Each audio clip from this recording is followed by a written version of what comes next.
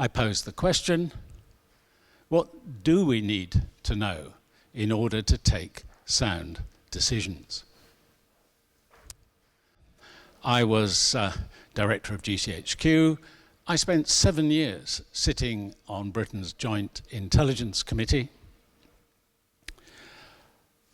which since 1936 has been trying to give British governments the basic information it needs to take sensible decisions on national security. And I watched the intelligence analysts. I learned very quickly the first lesson in intelligence, which is that our knowledge of the world is always fragmentary, it's incomplete, and it is sometimes wrong. But when I looked at the analysts and the work they did, it's clear that if you approach these things with a method, and if you're self-aware about the ways in which you can get it wrong, then you can actually achieve some remarkable results. In the national security field, it really matters to have good intelligence assessment. I have written up in the book, I was the person who showed Margaret Thatcher in her room in the House of Commons 3 intercepts from GCHQ that revealed in April 1982 that the Argentine junta had already set sail, an invasion force heading for the Falkland Islands, which came as a terrible, terrible shock.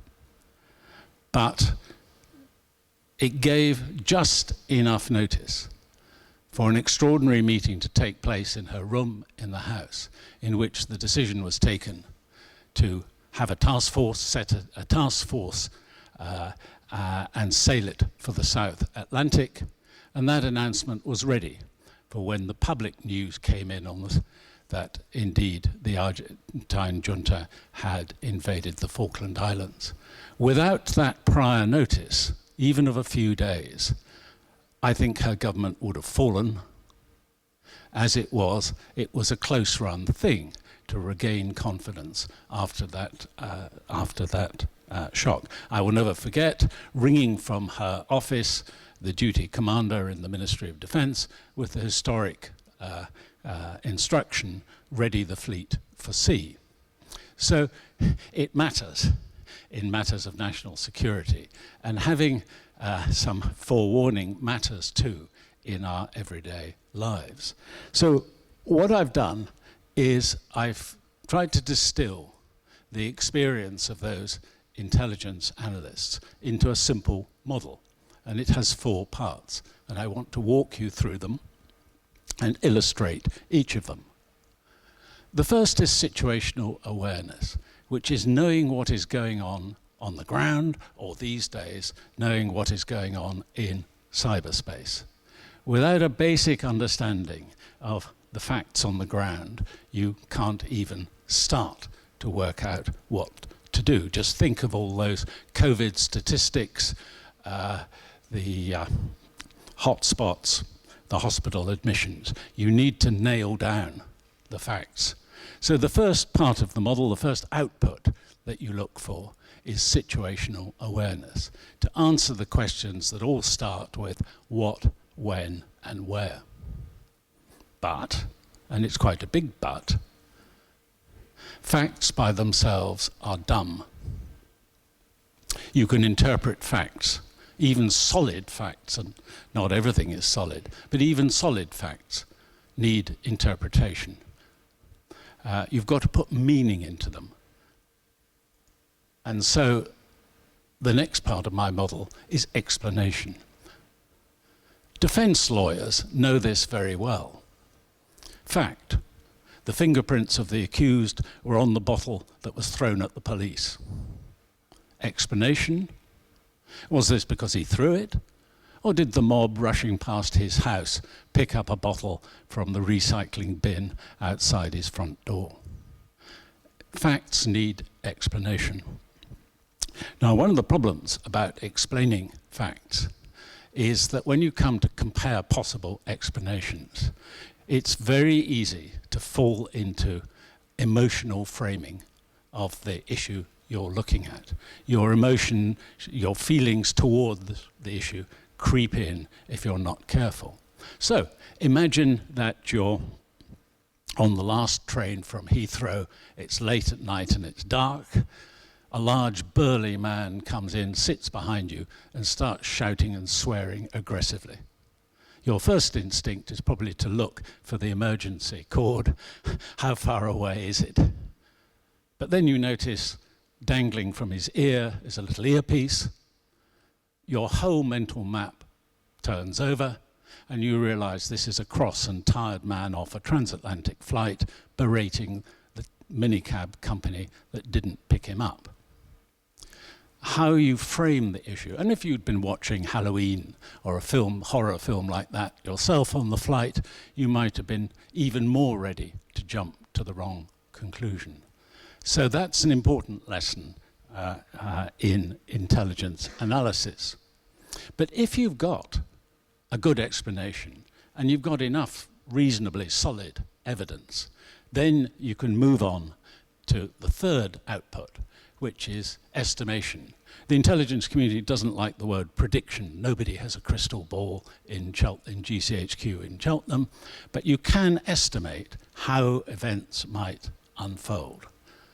And if you've got a good explanation, you can try your hand at modeling different assumptions and then look at what the possible futures might be. That's what we're seeing every day now with COVID and with the work of SAGE.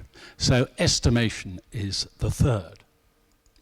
And then I add in another output which can be extraordinarily useful, which is what I call strategic notice, which is looking over the horizon at the next possible big thing to come and hit you. And if you use strategic notice sensibly, it will lead you to take out a bit more insurance. If you're a government, it might be to commission some research on the possible different pandemic or the flooding risk or whatever it might be that's ahead of you. Then you can, and this is really about my fourth lesson in intelligence, you don't have to be so surprised by surprise itself. So those four outputs taken together really help make better decisions, and we can all apply this way of unpacking the big problems or issues, choices that may face us. In government, great care is taken to separate two kinds of thought. This kind of thought, the careful analytical stuff, from the political stuff, the democratic mandate of the decision makers, their hopes and passions for the future, their fears for things they want to avoid. And we try, as happens today with SAGE, to keep the professional stuff as objective as possible, and then you can, as it were, judge the more passionate side. The problem when it comes to our personal decisions, of course, we have to do all of that inside one head, our head.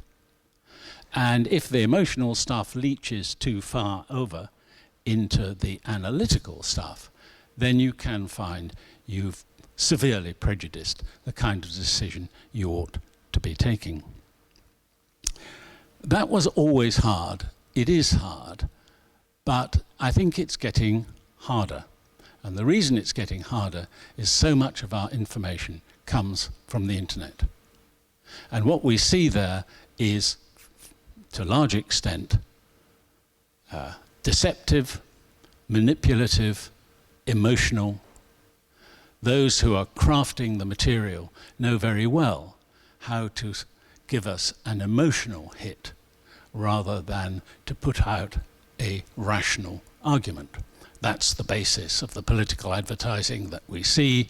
That's the basis of the sort of stories, the conspiracy stories that flow across the internet. The latest coming out of Russia is about the Oxford vaccine, which is totally disreputable. But that's what's out there, and we have to learn how to live safely with that material. So much of it is deliberately designed to put us at each other's throats, when actually what we should be doing, particularly in the face of a pandemic, is coming together. So I strongly recommend Thinking Rationally. The book I'm publishing on the 29th is really a call to arms for shifting the balance more in favor of rationality. It doesn't mean that we shouldn't be passionate. It doesn't mean that we shouldn't care about the outcomes of our decisions. But if we're going to take sensible decisions, they've got to be firmly based on a rational analysis. To conclude, Buddhists would say there are three mental poisons: anger, attachment, and ignorance. Anger and emotions like that can blind us to the nature of the truth. Attachment, particularly to comfortable ideas we feel familiar with, can blind us to the fact the world has changed and we need to recognize that. But the most dangerous of the three is ignorance. And that's what my model is designed to try and help us cope with. Thank you all very much.